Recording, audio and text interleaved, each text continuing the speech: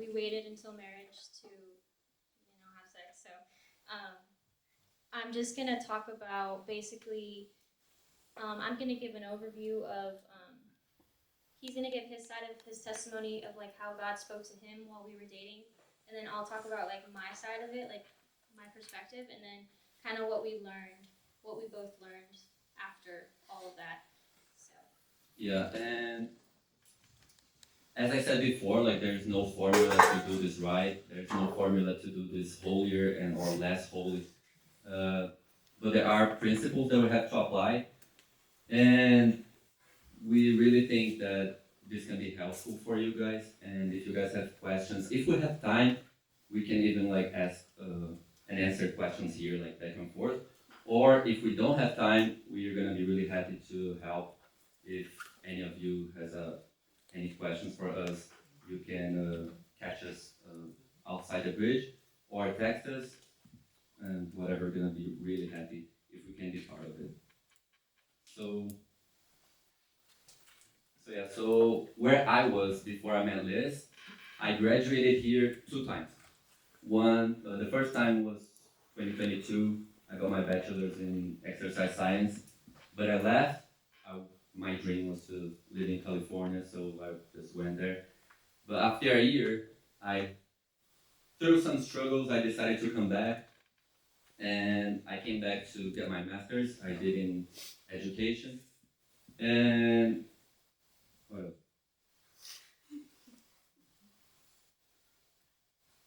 yeah.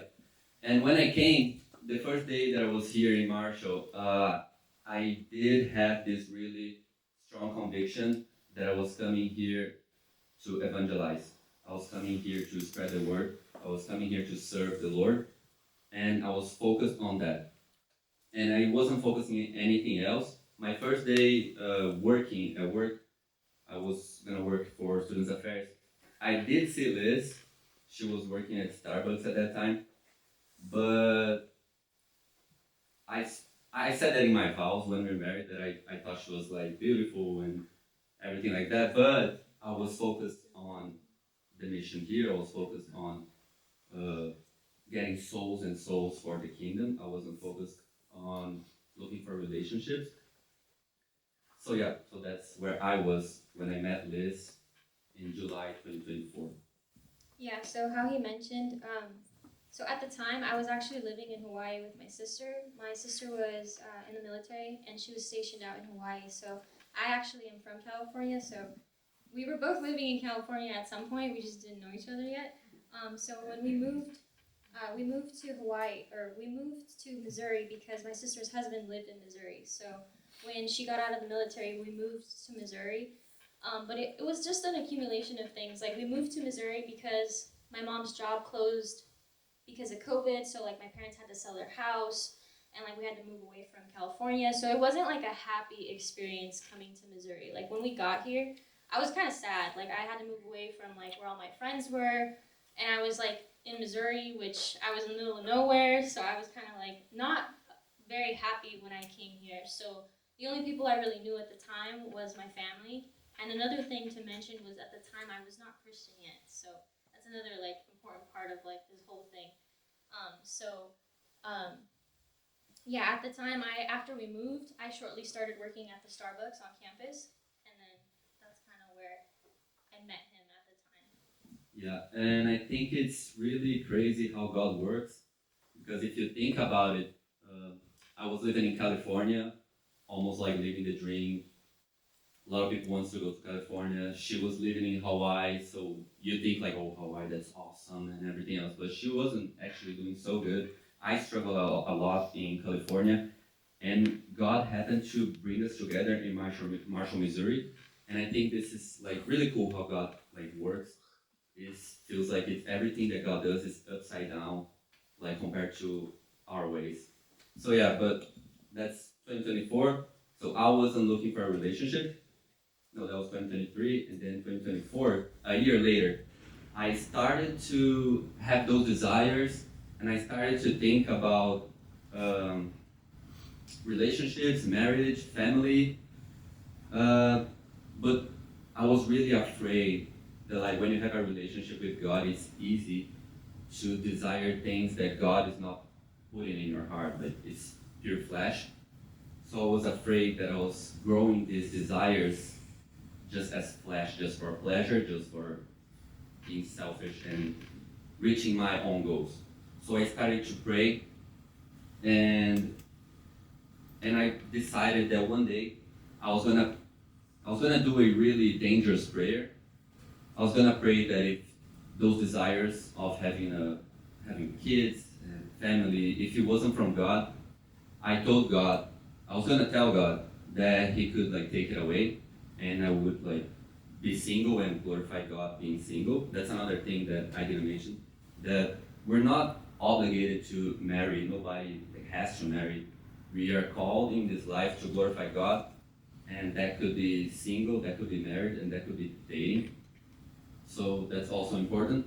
But yeah, so after a few days, I took this courage to do this prayer, and I closed the door of my room. I had like a small couch, and I looked up and I just started praying, and I prayed that God would bring me courage to do that, and I did. I told God that if that desire wasn't from Him, He could take it away, and I gave up everything for Him. But I wasn't expecting God to speak with me that day. But after I did that prayer, I was feeling good. I was feeling like light kind of thing. And I heard a voice inside me saying, "Liz." And this is a strong testimony that I always like to share when we talk about relationships, because our life is not for us. Like, we're not the main character here. We have to do everything to glorify the Lord. So I really wanted to do what was like His will for me.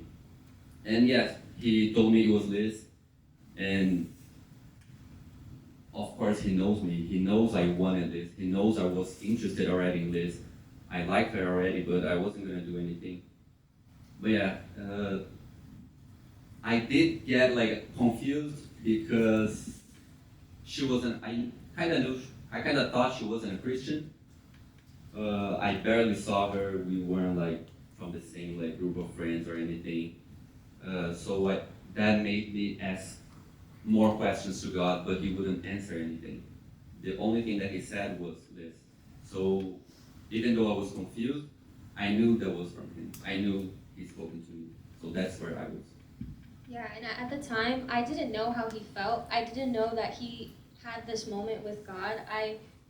Literally, the only interaction that I had with him was him coming to order coffee. And I was like, oh, this guy's cute. But I didn't talk to him. He wasn't a part of my friend group. So I was kind of like, oh, yeah, that's never going to happen because he's, I don't know him. Which is kind of ironic because at the time, I used to work with his best friend, Hugo. And so at the time, I used to work with Hugo, but I got in another relationship. So I got saved in 2024. So in 2024, right before that though, I was in a worldly relationship. So I basically went my whole life without Christ. I'm 27, so 27 years without God. So when he was going through this with God, I didn't know. And at the time, I was getting closer to God, and I knew that this relationship had to end, but I didn't have the strength or the heart to like break up with this person because they were really struggling with like substance abuse, and like I didn't want to walk away because I was afraid that like it was gonna make them spiral. So it was really hard for me to walk away. But as I got closer to God, God kept showing me like I don't want you with this person. Like He would have like obstacle after obstacle after obstacle, like showing me like I do not want you with this person. And at the time, I remember like I was kind of at a breaking point. Like I was doing really bad with this person. I was having like health issues at the time. Like I thought I was sick, and I was at the time. And like there was one day where like Hugo came to my office, and like I just started crying. And at the time, he shared the gospel with me, and he shared the bleeding woman story in the Bible, and that was like the first time that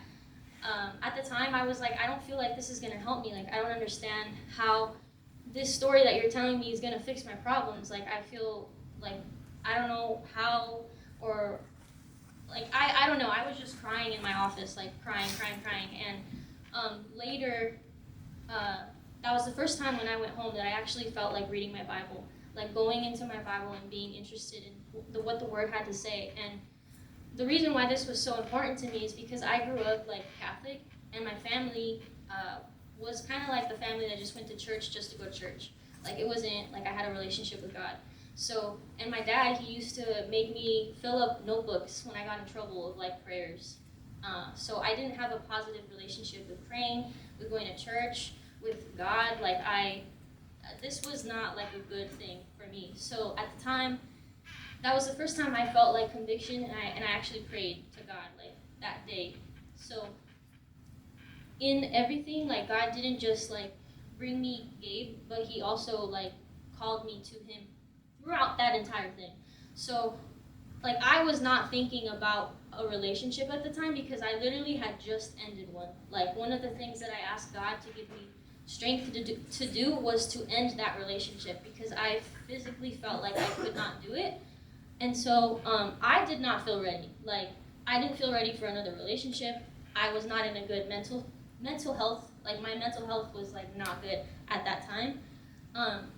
But I will say that like God used people. He used Hugo. He used our friend Haley. Like He used them to share the gospel. And literally like all I was doing at home was staying at home and being like sad and depressed, and like I was just spiraling because I was worried about my health. And so He used them to kind of bring me out. And the more that I started to hang out with them, so every time that Hugo and Haley would be like, come hang out with us, He was there.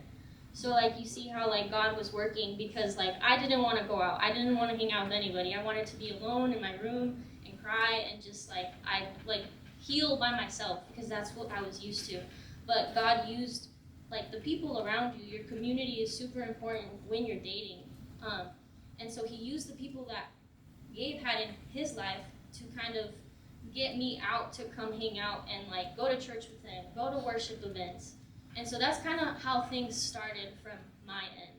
So that's kind of like where my head was at after he did all of that, had that moment with God.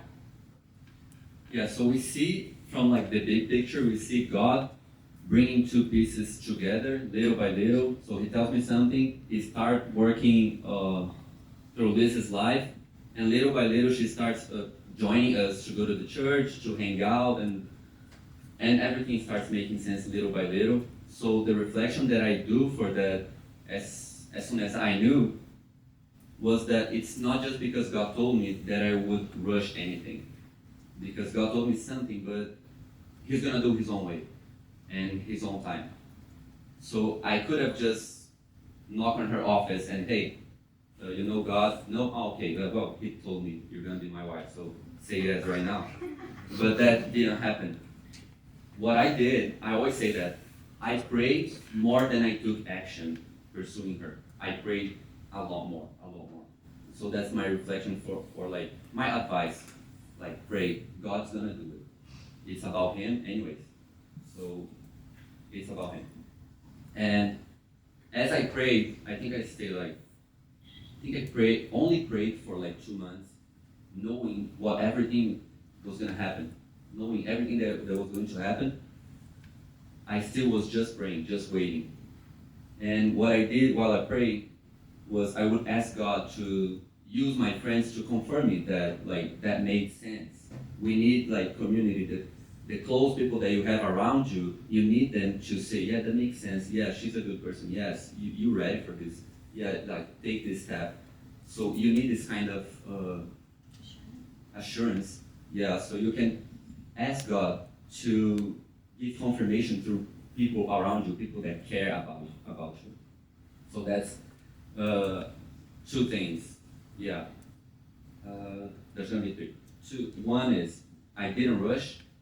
2, I asked for confirmations through people. Yeah. The third one, I had to keep myself sensitive to what God was doing. I had to see that God was bringing her closer and closer my friends and closer to me little by little, I had to see that happening. So I had to be in constant praying and constantly enjoying and having my joy only in God, because if it was from God, it was going to happen anyways. But because it's easy for us to make blessings of God an idol. You ask God something for a long time and He gives it to you. When you give it to you, you make that an idol. Like without that, you can't live anymore. So I didn't want to go to that place. So I kept praying that if it was from Him, He was going to do it anyways, and I wanted to rest and have my joy and my pleasure in Him. So I was looking for and waiting, praying for an opportunity to speak to her. And that's after 2-3 months, this opportunity came, and we talked in the car. You want to share the car? Yeah. So fast forward, like I've hung out with them a few times, and then literally, like I have a moment with God, and I'm like, give me the strength to break up with the person that I was with, and that happens. A day after, I'm at the field playing soccer with our friends, and he had came in another car originally, but when it's time to go home, he gets in my car, and I'm like, okay, I guess I'm giving you a ride home.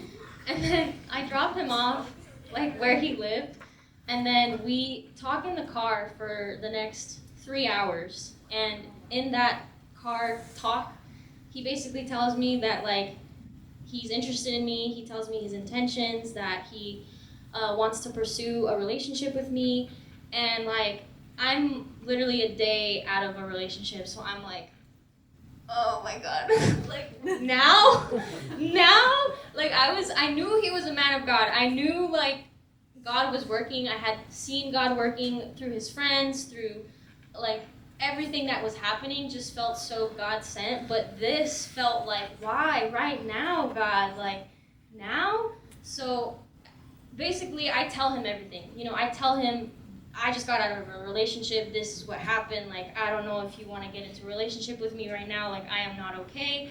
And he just reassures me, like nothing in the part of that conversation made me feel like I shouldn't talk to him, like at least just get to know him. Like I would avoid talking to anybody right after a relationship because like people say like, oh, they're a rebound or whatever. But at the time, like I think it was God saying like, I want you to get closer to Him because I'm trying to talk to you right now. Like pay attention. And like God spoke a lot of times through Gabe to me because I had so much curiosity. Like I would ask him like how do you talk to God? Like how do you pray? Like how do you do this? Like I finally felt like I had someone close that I had all these questions about God, and really I never had that before, like growing up. So yeah, that car conversation after that, in his head, that's when we started dating. But like that's not in my head when we started dating. Because he would tell people, oh yeah, in May, like we started dating in May. So that was when he... I knew it. Yeah. see, I didn't know that at the time, so I was like, what the heck? But yeah, after he told me that in the car, we started talking after that. So after then, we started dating, and from then, that was like our dating period. It's after I got out of the relationship, and then that was May. I got baptized in August, so like things just like progressed. I got closer to God, I got closer to Him. But like I said earlier, our first kiss was our wedding. So him telling me that, and me coming from a worldly relationship, so I had like relationships and intimacy with other people before I was with him, that was hard for me. Like that was really hard. So I think it was like God showing me, you want a husband, you want to be a wife, this is what I need from you. And I remember that Marita didn't know that I was wrestling with like the kissing thing. It was so hard for me, I'm not gonna lie to you guys. I was like, huh?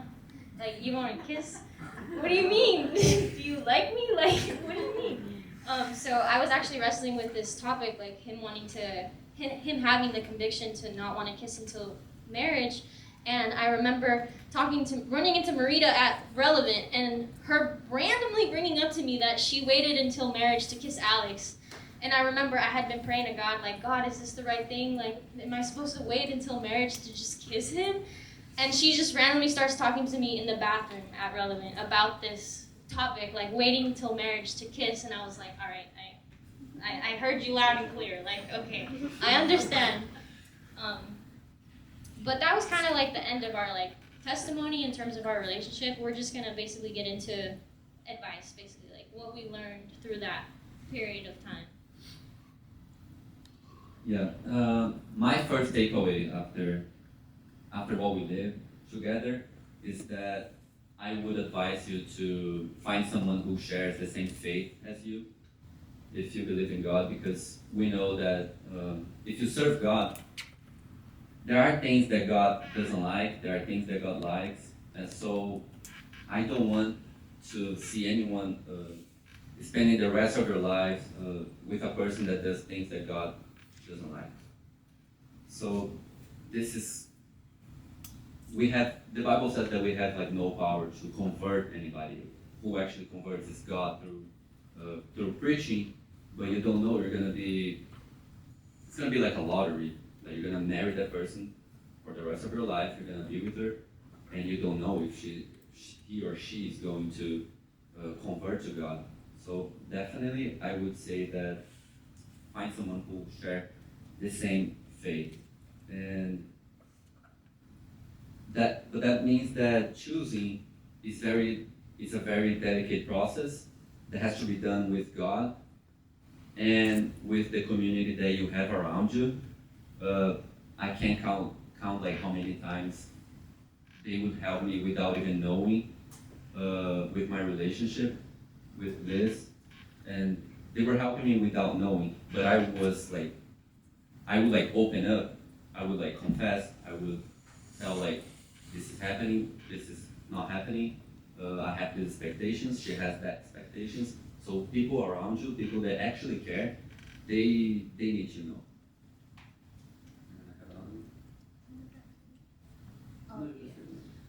So, like I had mentioned earlier, waiting to kiss for me was really difficult. But if you think about it, like at least for like the girls, like it was the first time in my life that I felt like truly loved by someone, and they didn't want me for my body. So like you guys need to remember that, like waiting until marriage should not be something that you have to compromise for if this person is who you're gonna marry. Because you're doing this to respect God, to glorify God. And so just because they go to church, just because they say they're Christian, doesn't mean that they're Christian. It doesn't mean that, that you have to use discernment for this. Like you truly have to be careful with who you give your heart to. And like for me, that was really important, even though it was very hard because of the flesh. It was the first time that I truly felt like he wants to get to know me for me to show his interest in me just because like of me and my because of God. And that was different for me, especially coming from like worldly relationships. And that goes both ways, like men and women. Women experience just as much as temptation as you guys. So whether you're a girl or a boy looking to date, they need to have a level of conviction about being pure, because like if he would have been not as strict as he was, like it would have been easier to fall than it was without the kissing. Like they need to be respectful and also have that same level of like discipline about purity, or else it becomes easier to fall in those situations. And adding to that, not kissing and waiting to have a sexual relationship after marriage actually gave us a lot of opportunity to know each other. Because if we would fall for like the temptations, we would start to do it like more than we were talking and getting to know like what she likes, what she dislikes, what I like, what I dislike. So keeping the relationship pure in that way is a great opportunity, not only to glorify God, because that's what God wants, but also you're gonna see the benefit of knowing the person like deeply. Yeah, and to that I'll say that like not having physical intimacy, at least for me for the first time, forces you to build emotional intimacy and just like a different level of intimacy that you're going to need for when you're married. Like this is the person that you'll have to go through the death of your parents with, like, you know, like you're gonna go through hard things with this person. Like, is that somebody that you can spend the rest of your life with? That is why like the the physicality of a relationship, like yes, it's important for you to be attracted to them, whatever, but that is not all that is important in a relationship. Um, and we actually had a moment, just really quick, where he had graduated from Valley already, and so he wasn't in the dorms anymore, and he needed a place to live, and he had been living in like subleasing kind of with our friend, and then something happened that night, and like he had to like there was a storm, and then like the mattress he was sleeping on, like it was an air mattress and it popped, so he came over to my house and he slept on my couch. But from that point forward, he stayed like it was just more comfortable for him to stay with me, so he stayed with me for maybe a month, and we felt so much conviction about that. We were engaged already, but we weren't married yet, and like seeing him every single day in my living room on my couch was a reminder of like, you shouldn't be doing this. Like God doesn't want you guys to live together before marriage, because it's like a new level of temptation. You come home, they're there.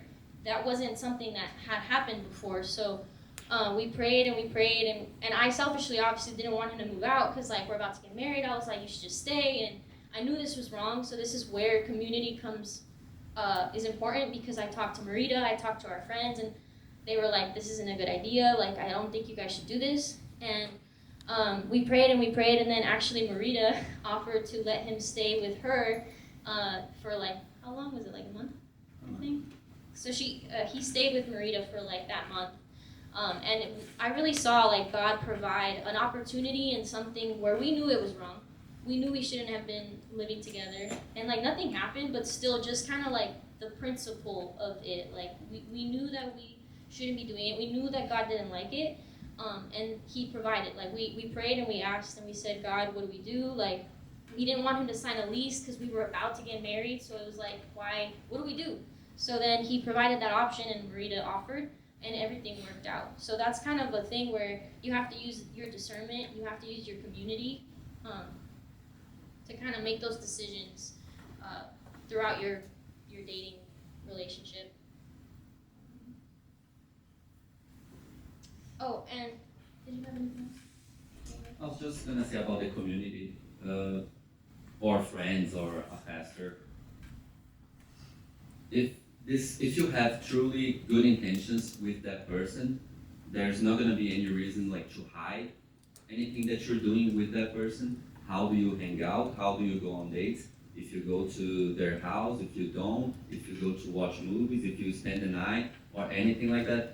So if it feels right, if you have good intentions, there's no reason for you to hide it from these close people that you have. So share with them. They need to know. They need to keep you holy. They're gonna help you keep you holy, so you don't fall for temptations. Because if you hide it and you fall, you're not gonna tell anybody, and you're gonna keep falling. So we kind of need each other in that way too. So. And just like some final things to wrap up. One thing that I felt conviction about is like, for the girls, like you should not be chasing after a guy. Like God showed me, and it's biblical. Like He pursues you. He initiates His interest in you. I mean, I'm not saying that Gabe's pretty introverted. He's pretty shy. I'm not saying like sometimes like you won't kind of show you're interested, but like you should not be like confused if he's interested in you. Like it should be like abundantly clear, like his intentions, that he wants to date you. So I just wanted to say, like, have that discernment when you're dating. And one thing that I wanted to mention that I probably think is like the most important thing I learned is that you've all heard iron sharpening iron. So especially with your spouse, with your boyfriend or significant other, yeah.